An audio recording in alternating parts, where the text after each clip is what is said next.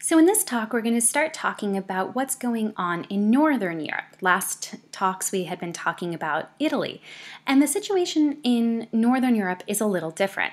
So let's take a look about where we're going to be looking. Okay, so here is Northern Europe around 1453. And we're going to be looking at Northern Europe from around 1400 to 1500. And we're going to mainly be looking at this little kind of purple section here, what is listed here as the Low Countries or Burgundy, what you might think of today as the Netherlands or Belgium. And also here is Burgundy again in purple. And the reason that Burgundy is kind of in two different sections is because the lord of this particular area, who was the Duke of Burgundy, had his original seat here, and then through marriage, he actually inherited this section up here. Now, we're going to be spending most of our time here because the artists in this area of the Low Countries or of Netherlands and that which we often refer to in this period as Flemish art or the art of Flanders, were the ones who actually originated the use of oil paint. And this is going to really create a type of art that is going to be highly influential. So we're going to spend most of our time there. But we're also going to look a bit at France in general and at the Holy Roman Empire, which is roughly, parts of modern day Germany. So we're going to be looking here. And what I should tell you is that in the 1400s, Northern Europe is definitely still politically a bit in chaos. The 1300s were a bad time, right? Remember the Black Death killed off about half the population of Europe. And then on top of that, in Northern Europe, you also had something called the 100 Years' War, which was a hugely costly war between England and France. And we definitely saw many kind of negative side effects to that in terms of population and just destruction of areas of the countryside. But also they had some issues with Italy. Remember I told you in our Italian section on the early Renaissance that the popes had a kind of schism, that there was this moment where the popes were no longer in Rome, but in fact were in Avignon, which is in the southern France, so right about here. And this caused a lot of strife between Italy and France because for the Italians, of course, the popes are meant to be in Rome. So this caused a lot of kind of political issues. So we had kind of this like chaotic situation. But interestingly, at the same time we had this kind of chaos going on is also a period of increased trade. And the areas of the Low Countries are one of the kind of best areas for trade, and they really developed themselves for kind of international trade. So not just trade between, France and the Holy Roman Empire, but France between them and England, but also between them and, say, the Ottoman Empire or Venice and other areas of the world. And so this was really kind of a clearinghouse for international goods as well. And because of this increase in trade, we actually get the development of capitalism really kind of coming into Europe for one of the first times in this 1400s, and of course is going to continue to develop until we have capitalism as we know it today. And it is in fact in Flanders, in this area that we're calling Burgundy here, but we'll refer to as Flanders, that actually the first stock exchange in Antwerp was actually founded in 1460. So this is a major step in kind of the growth of capitalism. So while politically there might have been a lot of chaos, this was also a time of great economic prosperity. A lot of wealth was being generated, and with that wealth meant that there were lots of artists who were getting lots of commissions from rich people who wanted to show off and use their money in interesting ways. So we're going to look at that art now.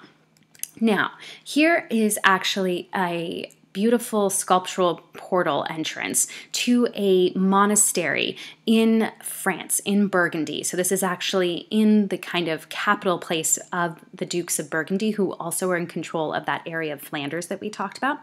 And this Chartreuse de Champmol is actually a Carthusian monastery. Now, we don't really know anything yet about the Carthusians in this class, but basically what you need to know is they're monks who live in this monastery who would have been removed from the world. They wouldn't have had kind of any major contact with the outside world, and they were supposed to devote their entire daily lives to prayer, to praying for their souls and also the souls of the patron who paid for this, whom we're seeing actually here. Here is the Duke of Burgundy, and here is his wife. And so they were supposed to be praying for these patrons. And interestingly enough, the Carthusians and how they differed from other kind of monks was that they took a vow of silence. They weren't actually allowed to talk to each other. And so their entire lives were literally devoted to prayer. And this is something that was very important to the Duke of Burgundy because he actually founded this monastery in hopes of kind of creating a mausoleum for his family. This was where he and his successors, his sons and things like that, would be buried as kind of a symbol of their dynasty, a symbol of their house. And so he was really hoping that these monks would pray for him and his family to ensure that they got to go to heaven. So that's one of the major kind of motivations that he had in hiring Klaus Schluter here to create these kind of sculptural programs that we're going to be looking at here today.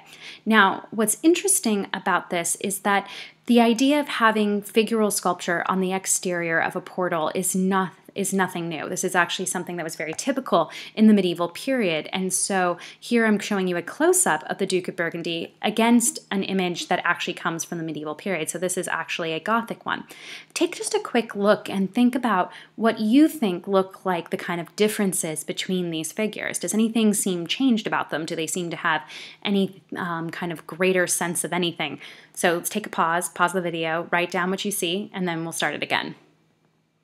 Okay, so what did you notice? Did you happen to notice that here our figure is actually kneeling and he's kind of outside of the architectural structure in which he has kind of been encased? Whereas these figures really kind of mimic the columns that are behind them. And while they move, they don't move very much. Whereas here we have a greater sense of dynamism, a sense of the actual movement of the human body, of people actually moving as you might see them in life. And this is really kind of an important aspect because one of the things that separates Northern European sculpture from the medieval period is this kind of greater sense of observation of nature, of looking to people and actually trying to see how they move, how they look, and recreate those kind of minute details within the works. Now, this might sound familiar. We were talking about this when we talked about Italy, but there is a major difference here. And the difference is really about this idea of observation of nature. And I'm going to move on here to another image from this same location, but in the courtyard of the monastery. And that is the Well of Moses that we're seeing here.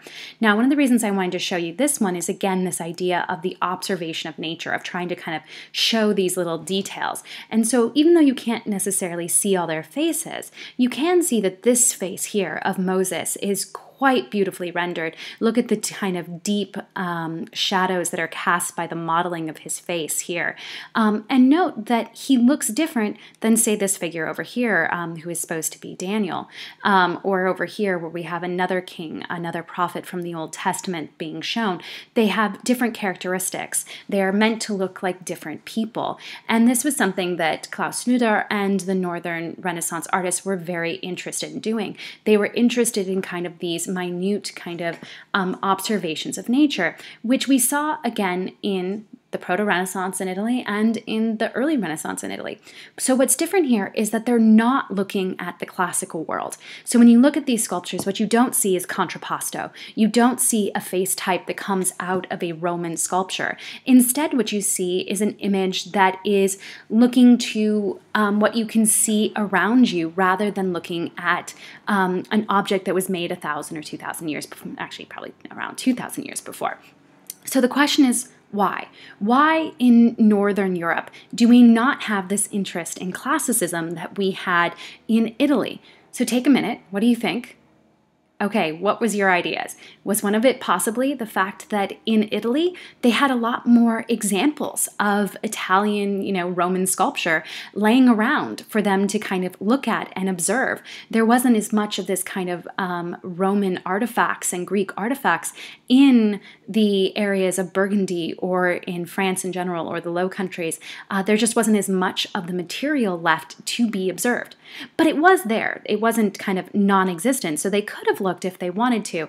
But there was also just not the same desire to. Because think about it. When you think of Rome, it's in Italy, right? It's a Roman, Rome is an Italian kind of heritage. And for the Renaissance in Italy, there was this sense of kind of pride, a sense of connection to the Roman past, as though they weren't necessarily clinging on to somebody else's traditions, but rather rediscovering their own. And so that same kind of pride, that same interest in the classical world as a kind of legitimacy and a kind of inheritance is not something that is shared in Northern Europe. And so their interest does not kind of extend in the same way. So in the 1400s, we definitely don't get the same emphasis on looking at classical sculpture, at classical art, at classical literature, as we do in the South, in Italy. So we're not going to see that same emphasis, and here you go, just so that you kind of remember it. And instead what we're going to see is an interest in reproducing the visible world. So what's interesting here is that both the Italians and Northern Europe are interested in naturalism, but they're going to go about it in completely different ways. In Italy, they're really going to look at reviving the classical forms of Greece and Rome, and this idea, as we talked about, of linear perspective, that mathematical reproduction of space, also coming out of observations of the classical art and classical literature. And so the Italians really look at their naturalism in this way. With the Flemish, with this Northern European tradition, instead of looking to classical art, they're going to look to the world around them to create this naturalism. But both of them are wanting to create a more naturalistic art. And the reason for this is because of the spiritual climate of the 1400s. As we mentioned previously, there were new groups that were rising up as kind of major features of the religious scene in the 13 and 1400s, and these were those Dominicans and the Franciscans, these mendicant orders who were, instead of being quite so removed from the world, were kind of interacting with the people they were trying to pray for. And in doing so, they started to write a lot of ideas about visualizing yourself in the moment, of really kind of picturing and envisioning and making real the religious stories of the Bible. And so that kind of spiritual naturalism kind of catches on and becomes a major part and aspect of European Christianity in this moment. And so both areas, artists are responding to this need for greater naturalism, but they're doing so in different ways. Okay, so before we leave the Well of Moses, I just want to tell you a little more about it just because it is quite interesting. Here you see Moses. First, I'm just going to kind of mention this. It's not a big deal, but you might wonder about it.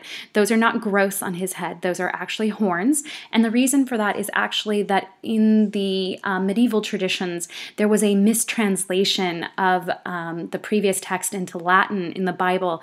And instead of it saying that Moses had rays of light coming out of his head, it actually got translated as horns. And so throughout the Middle Ages and into the early Renaissance period, Moses is at times actually represented with horns. This does not mean he is like the devil, but it's literally just a translation that they had wrong from their own Bible. And they didn't know it was wrong because that's the term that was used for them. So we have this image of Moses and other prophets from the Old Testament that would have actually been part of a well. So this would have actually had water that the monks would have actually come and drank from and used for their cleaning and things like that.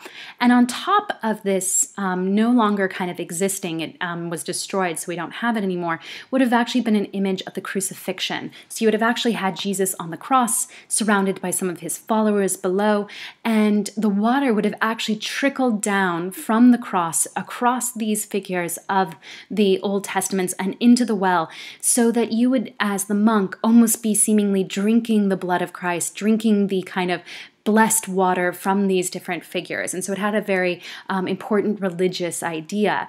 And this would have been the space in which the Dukes of Burgundy would have had themselves buried. And the idea was, again, to kind of create a monument that was going to kind of last for all time in their name, in their honors, so that people would pray for them, so that God would understand their devotion, so that they could get into heaven. So all of these things kind of come together here in this great monument. Now, the other thing I wanted to mention, and this is something that's pretty different than early Renaissance art in Italy, is you might notice the color here. We have little bits of remnants of blue on the kind of garments here of Moses and the other figures. And the reason for this is actually that in the kind of medieval tradition, here Klaus Schluter actually would have painted all of this sculpture. And so the sculpture would have been quite colorful, not the kind of grayish beige tone that we see today. And this is really interesting because this is, something that was part of the medieval tradition. All of the art of the Middle Ages had this kind of polychromy color on it. But when we are in Italy, because they were basing their sculptures on that of the ancient Romans, which to them they thought were these kind of pale white marble sculptures that had no decoration on them, no color, Italy didn't include this kind of polychromy. It was a way of not kind of associating themselves with the Middle Ages, of a way of breaking from those traditions and going back to the past.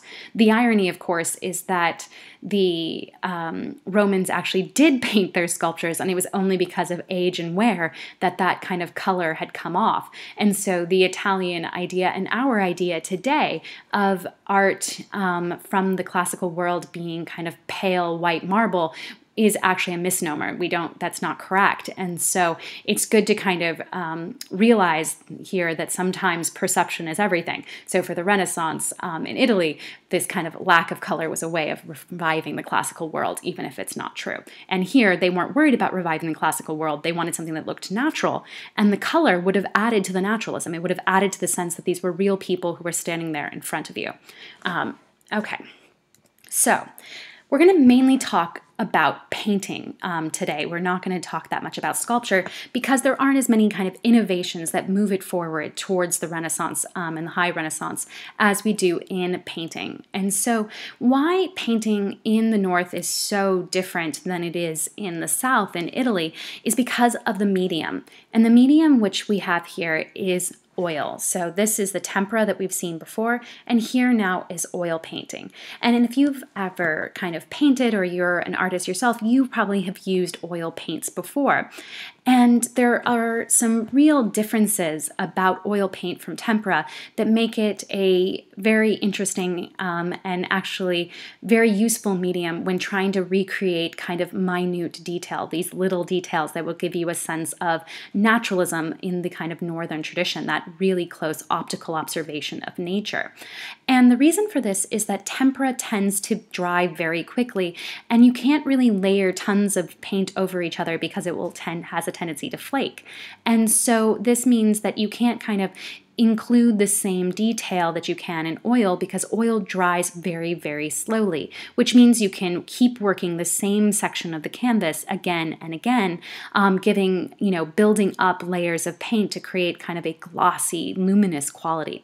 This is the other thing that's really different about oil paint, is that tempera tends to dry with kind of a matte finish, whereas oil really allows for the penetration of light, allowing for a greater sense of glossiness, a greater sense that you can kind of create the different textures of the world around you, and kind of gives the facial features a much more kind of fleshy, real quality than tempera can.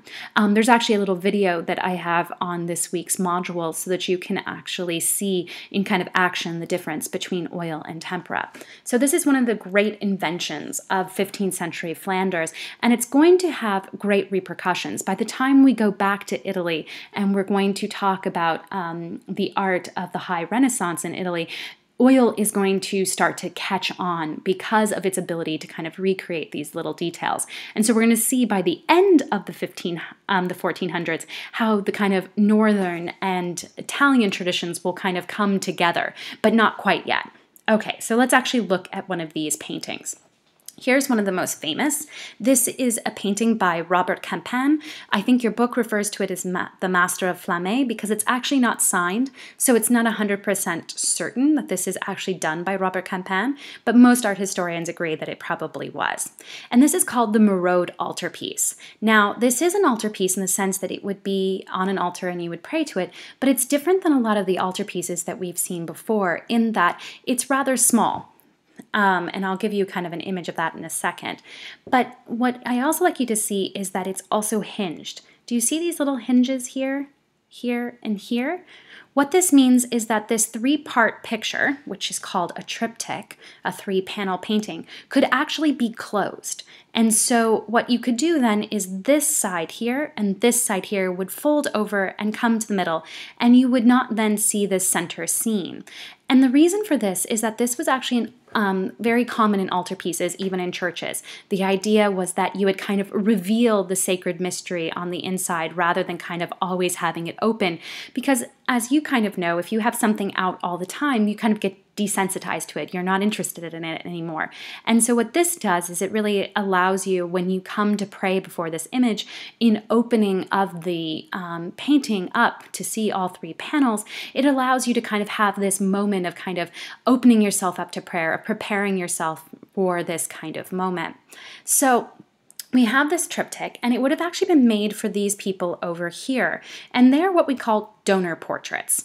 Now, this is just a kind of generic art historical term to refer to the people who either donated or commissioned this work of art. So here we probably would want to call them the patron portraits because they are the patrons, the people who have paid for this work to be created. But oftentimes it will be using this term donor because usually this thing is not made for personal use, but rather for, say, in a church, and so you have donated it to the church. That's where the term comes from.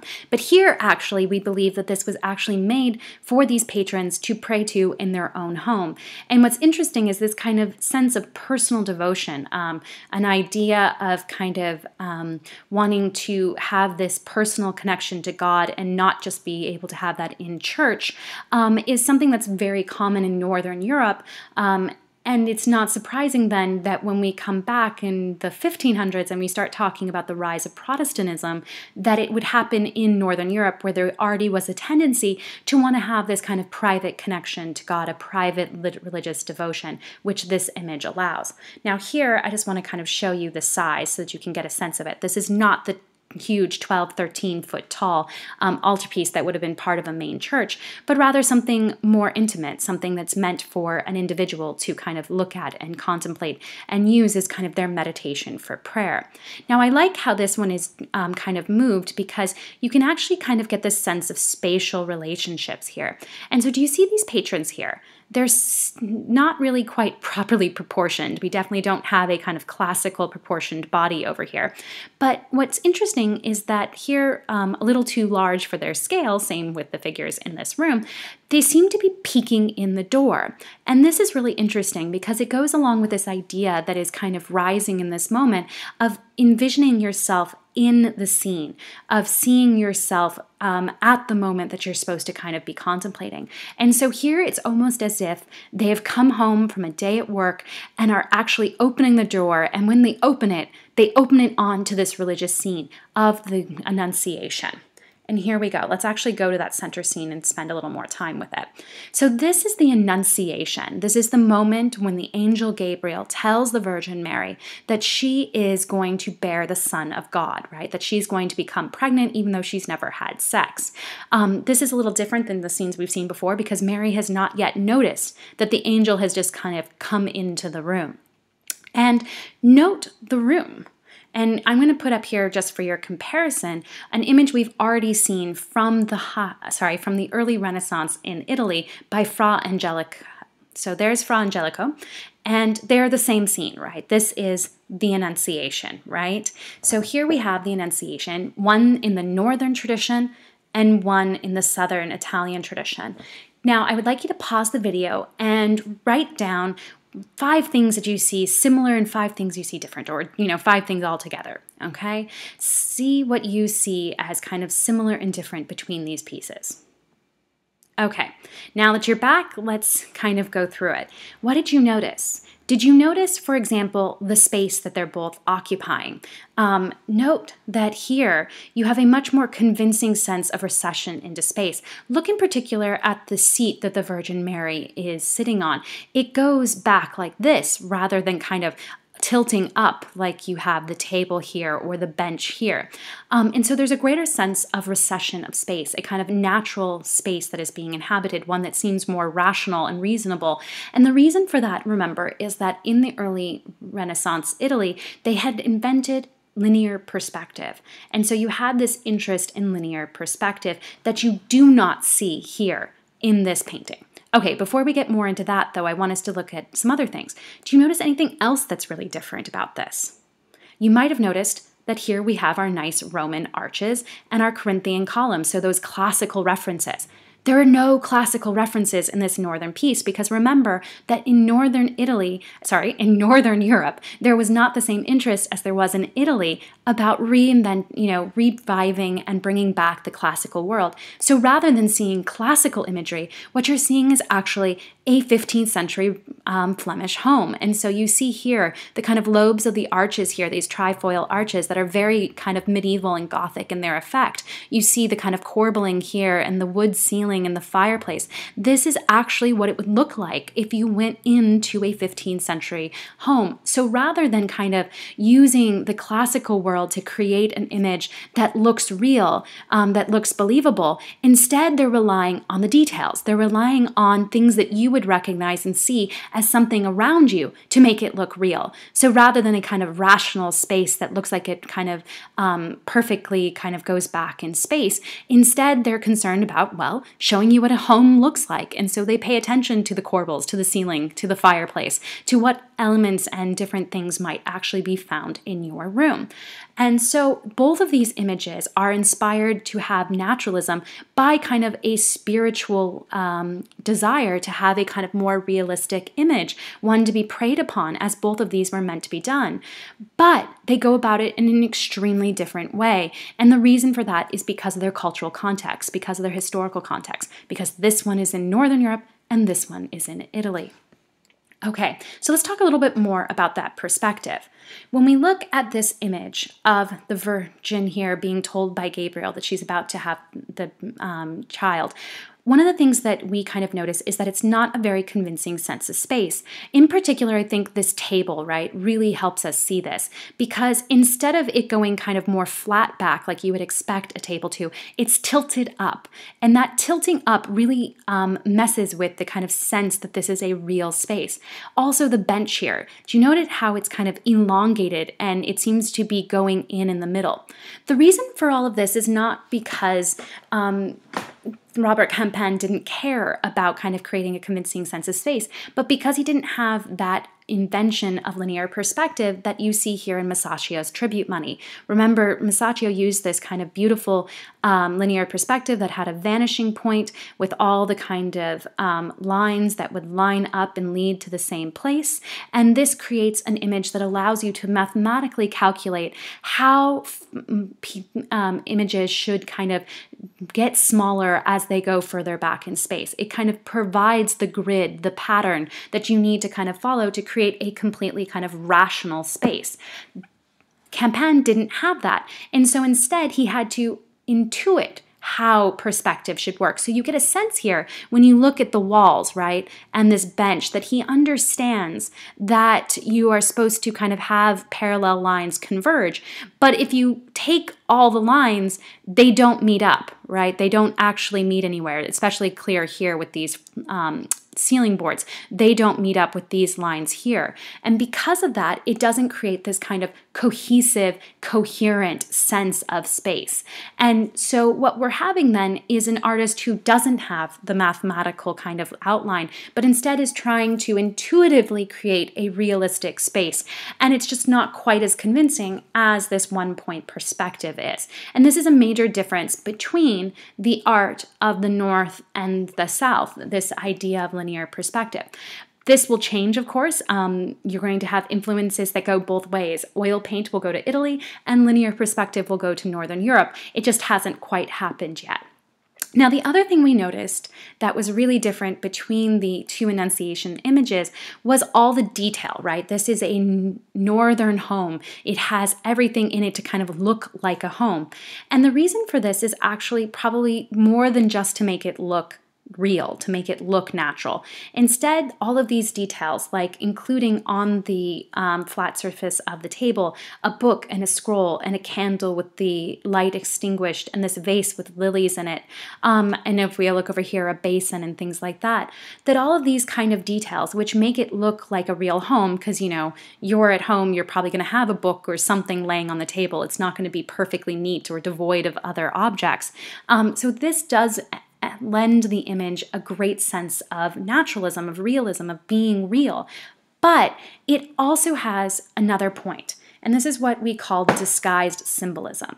Now, disguised symbolism is the idea in Northern Renaissance paintings that common household objects were endowed with specific spiritual meanings. And this is really a term used only with Northern Renaissance paintings. It's not typically used with other periods of art. And so the idea of disguised doesn't mean that no one knew what it meant. It just means that you wanted something symbolic, but you didn't want to have this huge, symbol that said, this is a symbol.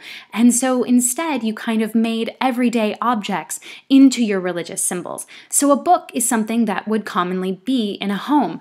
But here what we see then is actually the Bible, and really broken up into two parts. We have the New Testament here in the form of a book, and then we seem to have the Old Testament here in the form of a scroll. And this is really typical. In medieval tradition, prophets from the Old Testament often held scrolls, and the kind of apostles from the New Testament and saints often held books. So this kind of little message here that's being sent of a scroll versus a book is something that would have been a very common kind of trait that would have been able to be picked up on by the figures at this, the audience at this time. Another symbol is these lilies. So you can see them here and here. And the lily is actually the flower that is associated with the Virgin Mary herself. It was meant to represent her purity and her importance. And so if you've ever heard of the fleur de lis, the symbol of the French royal house, that is in fact a lily that is stylized, and it's meant to reference the Virgin Mary. And so here we have all these kind of common household objects that have different meanings. And I could go on and on, everything from the little lions on this bench, potentially being a reference to Solomon's throne, to Mary sitting on the ground to show her modesty, to the garbs that the angel wearing being those that would have been worn by a deacon or the kind of helper of a priest, kind of making this into a kind of spiritual scene. And even this basin in the back has been referenced into the idea of clean water and purity, maybe a reference even to the priest washing his hands before the Mass, as you would have the deacon here kind of representing. And this is something that art historians can kind of run away with. And sometimes other art historians have kind of questioned, are we going too far? Is this kind of reading into all of these symbols too much? And I think at times it might be. But at other times, I think that it's very, very intentional. And the reason for that is some of the kind of unusual details, things like this basin. When people have actually done research into the homes of the Flemish in this period, they really didn't have water basins like this in their living spaces. And so the idea here with this kind of beautiful lobed arch that looks like something that would have come out of a Gothic cathedral with its basin and then this kind of looking what looks like almost a prayer shawl from the Jewish tradition does seem to be an unusual kind of image. And it's very fact that it's not necessarily something you would find in a home, kind of like if you took a snapshot of someone's home today and instead of a couch, they had a church pew. It'd be kind of a quick moment for you to go, oh, okay, I think I'm looking at something that's supposed to be religious. So this kind of detail here probably points this out. Another thing that really kind of brings this to mind is a little detail you might just miss. Can you make this out right here? I'm going to give you a close-up of it. So here it is. Do you see this little figure? It is a little white baby holding a cross coming through the window on rays of light. This is baby Jesus. Now, this is a very, very unusual image. We do not really have any other examples where the Annunciation includes an image of the actual little baby Jesus flying in to impregnate his mother. What we usually get is actually the Holy Spirit, an image of a dove usually that represents the Holy Spirit. But here, Campan has kind of decided to make a much more literal statement. Here is baby Jesus coming in to impregnate his mother. But also the image itself is really important because it's another one of these important kind of religious symbols. Because in the medieval and Renaissance period, people were obsessed with Mary's virginity, with her purity, with her remaining a virgin. And they didn't seem too upset by the idea that God could impregnate a virgin, but they did get caught up on another factor. And this is really kind of funny in many ways. They got caught up on the fact that could the Virgin Mary remain a virgin once she gave birth? Once she physically gave birth and therefore would no longer have a hymen, would she still technically be a virgin? And so the church really had a problem with this. And so different scholars came up with a way to kind of explain how Mary could always be a virgin. And the metaphor they used is actually one of light and glass. So here you can see their metaphor in action. And that is, as light, and here Jesus being part of that light, passes through the window pane without breaking it, without shattering it, so too can baby Jesus pass through his mother's body without making her not a virgin anymore. So what I'm trying to kind of point out is if you have this kind of symbolic content already in the image with the basin and with the little baby Jesus coming through the window, it's not unlikely that you would have other images that were meant to be kind of contemplated on and thought of in a kind of religious way, especially considering this was a piece that would have been preyed upon by the figures who commissioned it. And they would have had kind of an intimate relationship with this object, something they would have constantly looked at. And I think they might have wondered and contemplated these different ideas. And if we can come up with religious connections for them, I am sure that this culture that was much more steeped in religious symbolism would have come up with plenty as well. Now, there's another image that's part of this disguised symbolism that's really important to the story, and it's one we haven't even really looked at yet, and that is the other side of the triptych. So we had on the one side the donor portraits, and on this side we actually have an image of Joseph, of the earthly father of Jesus. He doesn't actually really appear that often in the Annunciation. In fact, Joseph is not typically the most important figure in Christianity. He kind of gets, put to the side because he's not technically the father of Jesus. He's just his kind of stepdad. But here we actually have an image of Joseph. And it has been suggested that Joseph here has been put here because at this moment in the 1400s, in this area, in Flanders, in Northern Europe, there was actually a rise in the cult of Joseph. So there were people who actually started to kind of pray to Joseph and really kind of were trying to kind of promote him as a more important member of the kind of Christian family. And the reason for this is they wanted to argue something that had gone, an idea that it goes back to the very beginnings of Christianity. And here I actually have a quote for you by St. Augustine from the 4th and 5th centuries. And the idea here is that Joseph is essential to the Christian mission. And this is something that was argued. Basically, the idea is that by pretending to be the father of Jesus, by not outing Mary and saying this woman's, given birth to God, or saying she was a whore because he hadn't had sex with her or she was pregnant, Joseph takes on the role of earthly father for Jesus, and in doing so tricks the devil. He basically is convincing the devil this is a human boy and not really God. And so there is this idea that Joseph helps to lay the trap for the devil. So this is what makes him important. And what's seemingly here, that kind of disguised symbolism, is actually this repeated use here of the mousetrap. Do you see it here on the window? This is actually how they would have sold wares to the city, and you can see this beautiful little rendering of a Flemish sitting behind.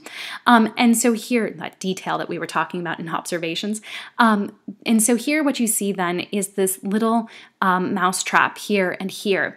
And the idea that they said was that Joseph was part of this mousetrap for the devil, and says, the cross of the Lord was the devil's mousetrap. The bait by which he was caught was the Lord's death. So basically, the way that the devil could be beaten was because he was tricked by Joseph and by Jesus into thinking that Jesus was just a man. And because of this, he didn't manage to stop the death on the cross, which is what redeems all of mankind according to Christian belief. So here what we're seeing are these minute details that might just be kind of, well, Joseph was a carpenter, so he's making images that a carpenter would make. But the specific objects chosen seem to have a symbolic content beyond just being the everyday element. Now, before I leave this, I just want to kind of point out again what oil paint can really do in terms of textures. Look at the difference between kind of how the velvets and the different wools of this kind of garment look to this kind of frizzy beard of Joseph. You get a different sense of the kind of texture of these objects. You can see the shine in his boots and on the kind of metal. And this is something that we're going to see as we go forward, that oil really can capture these realistic little details. So while the image might not be the most convincing in sense of recession in space, so here, again, the bench kind of goes up too much instead of kind of having that mathematical precision of linear perspective. In other ways, it's much more naturalistic in terms of its texture and its color and its luminosity of the human skin and things like that. And so it has its own ways in which it's even more natural than what we see in the Italian examples. Okay, so here's another altarpiece. This is actually the Ghent altarpiece by Jan van Eyck. And what we're seeing is a multi-paneled here painting, which I'll give you the term for that in a second. But I want you to just see how it would normally look when you were in the church. So if you went into this chapel in Ghent, you would have actually seen this on most days. It would only be open to show you the center portion when you were there for Sunday Mass or a high holiday. So typically this is the scene you would most often see. And what you would most often see then is actually the patrons or those donor portraits that we mentioned before. And here is the man who commissioned it and his wife. One of the things you might notice when we look at these pictures is just how realistic they are. The attempt here to create a much more naturalistic image. His receding hairline, his baldness, the lines and creases in his forehead, the moles, the little bit of a jowly chin, all of these things. Even here, look at the kind of crepiness that has been kind of created on his hands. These are not supple young fingers, but instead show the wear of age. And you can see even the difference in textures here, all of this enabled because of the use of oil paint to kind of create this sense of naturalism. And so here you have a very naturalistic image of the patron or donor here as he is going to be shown for everyone who comes into the chapel to see. And above them is an image of the Virgin Mary with the Annunciation. So we have another Annunciation scene. This one, interestingly enough, again has that basin. So again, we might assume that that would have a meaning in both paintings. And here the angel is holding those lilies, the purity symbol of the Virgin. But instead of the little baby Jesus, you have, of course, the much more typical image of the Holy Spirit, the dove. And then up here you have prophets and sibyls, which I'm not going to get too much into. But what's interesting here again is the sense of naturalism. We have here them, the patrons praying before to patron saints of actually the city of Ghent, John the Baptist and John the Evangelist. And so they are praying to these statues. And so you get a differentiation because of the way in which they are colored to make these figures actually look like statues rather than the figures above, which are meant to look like a real scene. And even more interestingly, in terms of kind of the naturalism they're trying to achieve here, note that they have actually kind of, that Jan van Eyck actually has created shadows coming off the frame of the image itself to kind of give this sense of realism, the sense of naturalism, as though you were actually looking at a real scene. Now, what's interesting is actually this patron. He commissioned this piece because he was he's a foreigner, but he really wanted to get a political office in Ghent. And so before he kind of went for this political position, one of the things he did was created this expensive, really large, about 12 feet tall altarpiece for the Church of Ghent as kind of, a way of showing everyone that he's a really good guy, that he is pious, that he is a religious figure, and therefore he can be trusted. And in fact, it works. He gets the position he wanted. So pieces like this they had many different functions. Not only did they provide a site for prayer, a site for kind of devotion to be focused on, but they also were a kind of self-promotion piece. They were a way of showing off to your fellow citizens, your fellow man, that you were a pious, good person who did kind of philanthropic things like donating a altarpiece to the church. And so they had many different reasons why images like this would be made. Now we're going to open it up and see the center piece of the panel. And so here it is. This is when you open it up. So on high holidays, when the Mass was being said, this is what you would see in this chapel to St. John the Baptist. And you might note that there are more pieces here than what we had before. And so this is actually what we call a polytyp instead of a triptych. And the reason for that is now we have many panels rather than just 3. So that's kind of the difference here. Now, I also wanted to kind of just show you that originally this would have been framed in a very ornate Gothic kind of style church framing here. It would almost look like its own little Gothic cathedral with the images kind of encased within it.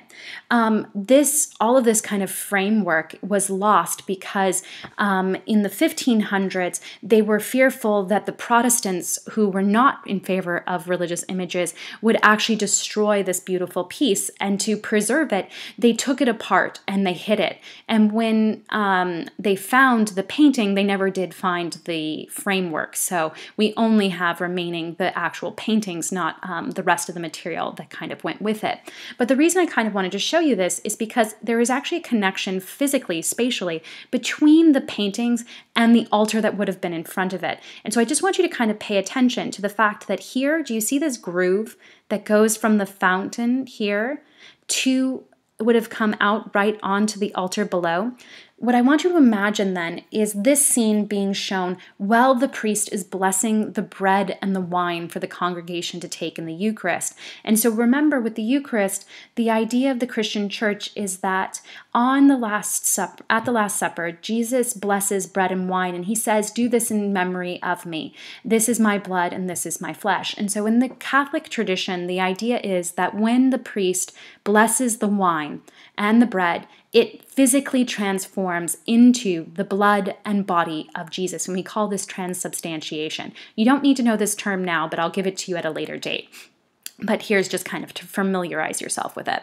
So you would have had this kind of ritual happening right in front of this image, and the image would have enhanced what was going on in front of you. So as the priest was kind of saying the prayers and performing the Eucharist, what you're seeing in this main image is actually that same event happening in heaven. And there is this idea in the Christian Catholic tradition that when you perform a Mass on earth, when you do the ritual of the Eucharist, you bless the bread and the wine on earth, it is also happening in heaven.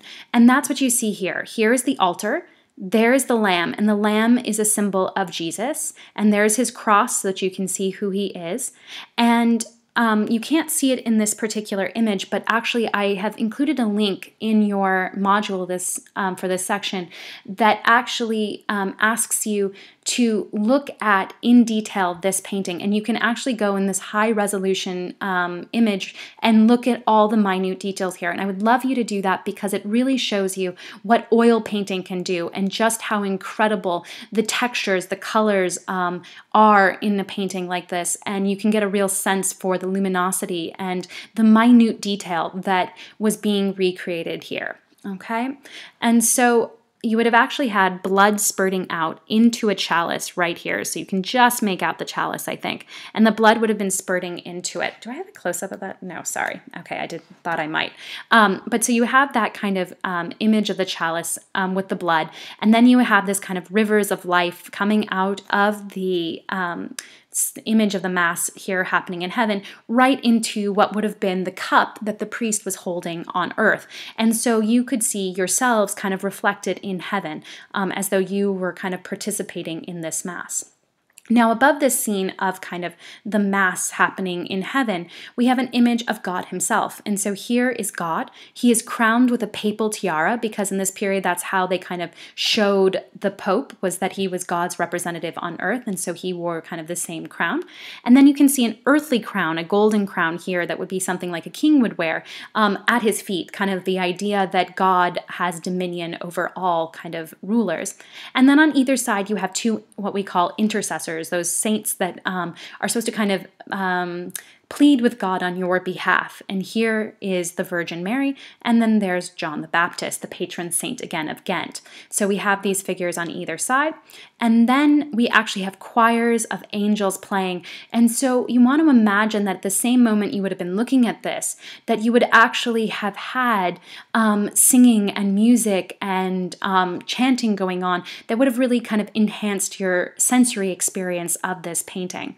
And then on the furthest side, we actually have images of Adam and Eve, which you can really see here. These are not your kind of Roman, Greek, perfected, idealized bodies, but there is a real attempt, as you can see with the elbow and the shoulder bones and things like that, to create a realistic image. And so they're not looking to the classical tradition, but they are trying to kind of create a realistic, real image. And that can be seen by even how these angels are grouped up and overlapping. They're not kind of just arranged vertically on the picture plane. Instead, there really is an attempt to show them as looking real. And even look at how the light is reflecting here on the garments of this angel, how some of the gold is picked out more than other places because of how light is shining on it. So there's a real sense here of trying to kind of give you those minute observational details of how the world really looks, to kind of recreate the textures and the light and the sensory kind of experience of living, as the way in which the Northern tradition really tries to create a realistic image. Now, again, we don't have linear perspective. This is too tilted up for that to be the case, but it does look convincing. There is an attempt, that intuitive perspective of trying to create a sense of space and depth in this image, that kind of naturalism here to aid in this kind of realism that they're hoping will enhance the religious experience that would have actually been happening in front of this particular image. So again, multiple reasons why this was made. We had a guy who wanted a political position, so he wanted to show off his piety, so he commissioned it, but he also commissioned a work that would work beautifully to enhance the religious and ritual experience of anyone who came into the chapel to have a mass said. They would stand before this image and pray to it as they kind of experienced the mass on earth. Now, the last thing I just want to point out is, again, ideas of beauty and how they differ from one period to another. You might notice here that Mary looks, sorry, not Mary, Eve. This is Eve and this is Adam, sorry. Adam here and Eve, that Eve looks pregnant, but she's actually not pregnant. This is the ideal beauty of the time, is that women's fertility, their ability to produce children, was considered to be their kind of most important function. And so for women to look beautiful, they needed to look like they either were pregnant or had given birth, that they had kind of motherly hips, that kind of idea. And so you will often see this kind of paunchy belly, pregnant-looking belly as part of the aspect of women in this period. Even though they're not pregnant. One of the ways we know that is if you go into the high resolution image that is included in this module, you can actually go and focus in here on the virgin martyrs who are back here. So they're all virgins, therefore can't be pregnant. And you'll notice that their garments all have this same kind of poofed out belly. And that's actually what the fashion of the time would have been to kind of create this image of all women looking pregnant. Okay, so another image that I wanted to show you is by Roger van der Weyden. These are kind of the three great painters of the Northern tradition that everyone kind of talks about. And here we see another polytip, another image with multi panels. And just like the other one, there would have been, here, I'm just going through the middle, sorry. Here you have the closed idea. So this is what it would look like closed. And just like we saw with the Ghent altarpiece, we have an image of the patrons here who were the ones who commissioned this work, praying to statue figures of the patron saints. So this is the real kind of realistic image. This is the image where you kind of get the portrait likenesses of the donors as they pray to, interestingly enough, St. Anthony.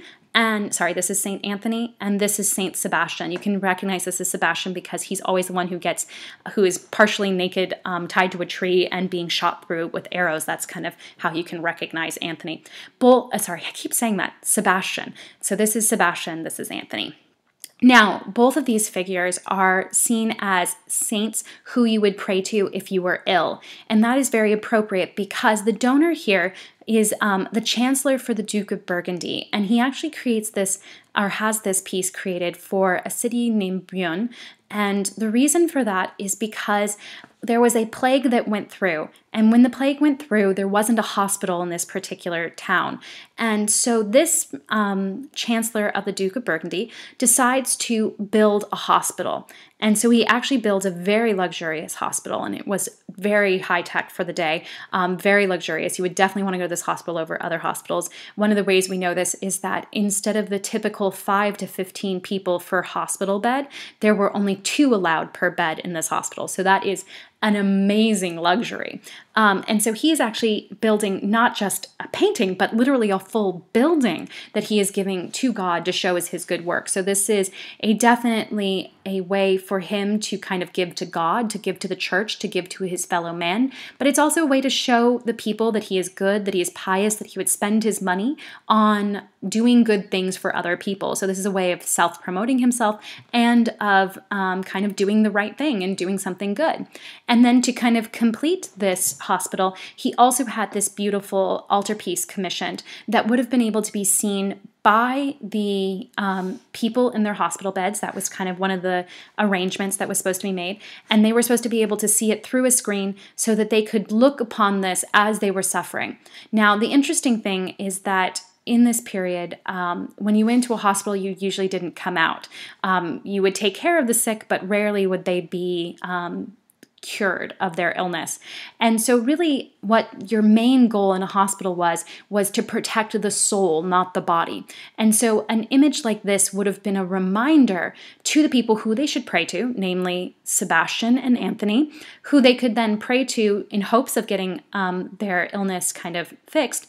And if not, a reminder of what lays at the other side of death, last judgment, as something to kind of remind them of what they should be praying so that they won't necessarily have to go to hell. Now, before I go back to that image, I just want to focus really quickly on this here. Do you see these angels that are holding images? These are the coat of arms of the wife and husband who gave this piece. So if you didn't recognize their features and you couldn't say, oh, that's so-and-so by looking at them, you would be able to recognize it through their coat of arms. And so again, it's a way of making sure that anyone who sees this would actually be able to recognize immediately who these figures were and that they were the ones who paid for this beautiful thing to be made, and including not just this image, but also the hospital itself. Okay, so here, going back. So when you open the piece, this is what you would see. You would see the Last Judgment. Now, the Last Judgment is the end of the story in Christianity, right? It's the moment when Jesus, shown right here, comes to earth at the end of time to determine who will be saved and who will be damned. And so you see all these people literally kind of cracking out from the ground where they have been buried, and they are all naked because this is the end of time, and they are going to be judged now by their souls. And you can actually see this weighing in the middle here with the image of the Archangel Michael, who is also a person you would pray to if you were ill. And they're weighing the little souls and saying who gets to go to hell. And as you can look, this guy looks really unhappy and this guy looks a little more pious. He's getting to go to heaven. This guy's going to hell, right? And so we have angels trumpeting as we go along. And then we have figures who have come out of the ground and are praying, going, please God, no, let me go into heaven. What I want you to see again, though, is this beautiful sense of the way in which textures and images are rendered. You can see this shine, this gleam of the golden threads within the garments of the figure here.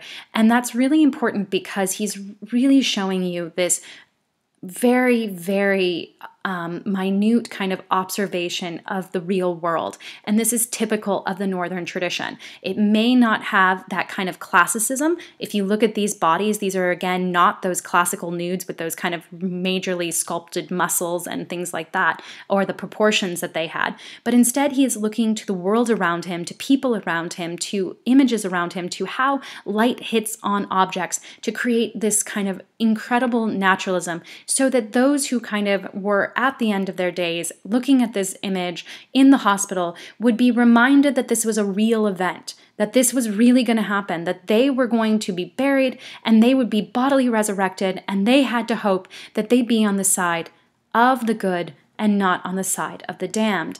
And what's really interesting here at a hospital where people were at the kind of end of their days, really kind of worried about the end of time, is that there's way fewer people being saved than there are people being damned. And I think this is supposed to be a little bit terrifying. This is supposed to be a warning to all of those who are there that, you know, if you're not careful, if you don't pray enough, if you don't repent right now while you are laying here on your potential deathbed, you are going to be damned to the fires of hell. And you don't want that. And so this is kind of a reminder to all who would have seen it with its beautiful naturalism of what's going to happen to them at the end of their lives, and just a reminder of why you need to pray.